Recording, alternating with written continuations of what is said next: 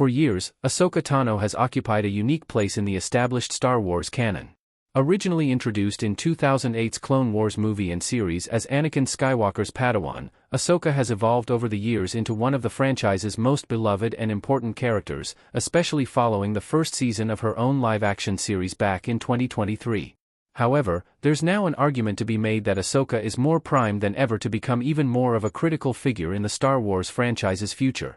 Following The Mandalorian and Grogu and the ongoing expansion of the New Republic era, it's pretty remarkable how many roads and characters lead back to Ahsoka Tano herself.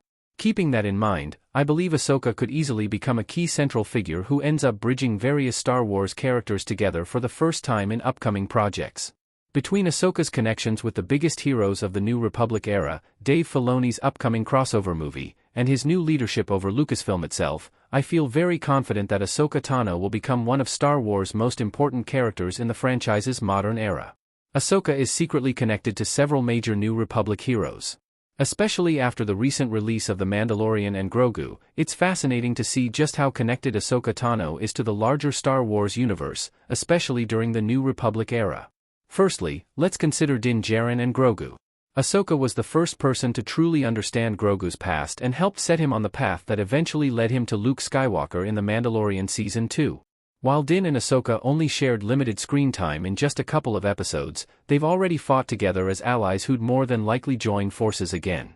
Now that Djarin and Grogu are working for the New Republic, it's easy to imagine them crossing paths with Ahsoka again once she presumably returns from the extragalactic world of Peridea, having been stranded there with her Padawan Sabine Wren at the end of Ahsoka's first season.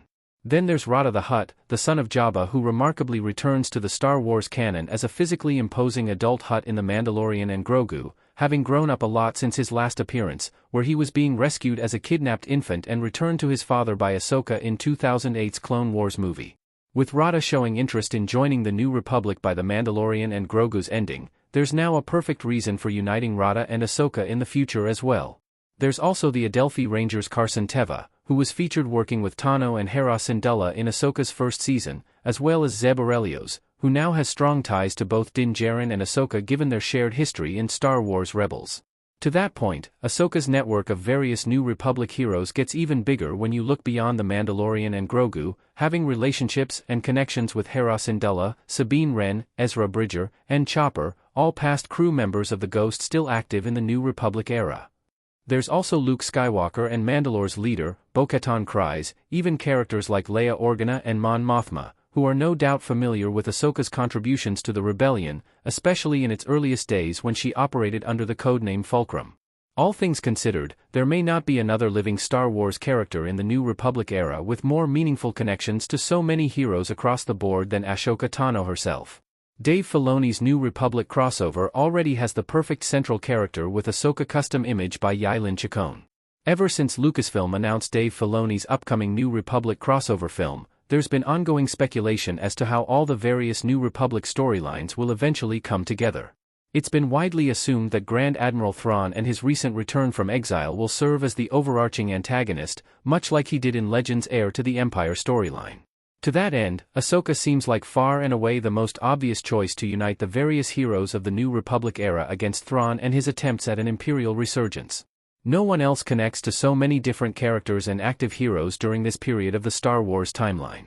Ahsoka Tano is one of the few characters who could realistically and most easily bring the likes of Din Djarin, Grogu, Hera, Ezra, Sabine, Zeb, Teva, and countless others together in Filoni's upcoming crossover movie, which would no doubt make her more central to the entire Star Wars franchise than ever before, and Filoni likely wouldn't want it any other way. With Dave Filoni leading Star Wars, Ahsoka's importance is only going to grow. Ahsoka isn't just another Star Wars character. She's arguably the most successful original character created outside the core Skywalker saga films themselves, having been created by both George Lucas and especially Dave Filoni. Over the last 18 years, the Star Wars franchise has seen Ahsoka grow and evolve from an impulsive Padawan into one of the franchise's most layered heroes. Her story has intersected with nearly every major era from the Clone Wars to the rise of the Empire, the Rebel Alliance, and now the New Republic era. Now that Filoni has recently been made one of the new heads at Lucasfilm, it stands to reason that Ahsoka's importance is only going to grow, and what better way than to bring her journey full circle than with a major return to the big screen for the first time since her original debut as Anakin's brand new Padawan. If Filoni is now the biggest voice guiding the future of Star Wars, is there really any scenario where Ahsoka doesn't remain one of its most important characters, if not becoming even bigger? Keeping that in mind, next year's Ahsoka Season 2 is likely just the start of what Filoni has planned for Ahsoka Tano's future, and all the evidence points to her having a massive central role on the big screen sooner rather than later.